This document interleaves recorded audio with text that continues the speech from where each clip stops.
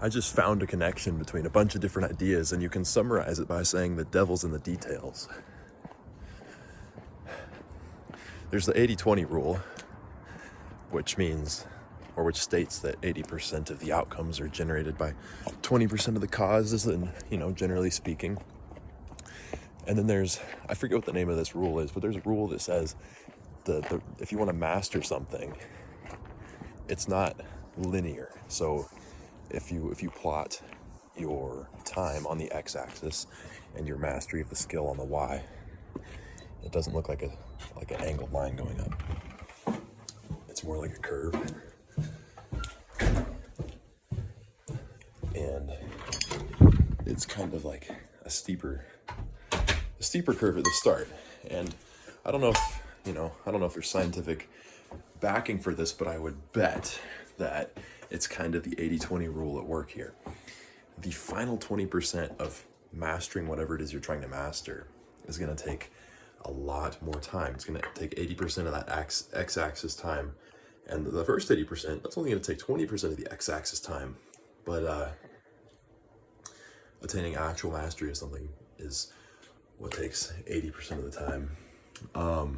Let's see, how else does this manifest? Well, in business or in art or in music, anything, it's like the devil's in the details. And why is that? Well, it's because you can get 80% of the way there with pretty low effort, but to keep refining and keep on working and polishing and polishing and polishing until it's actually perfect, that takes 80% of the time.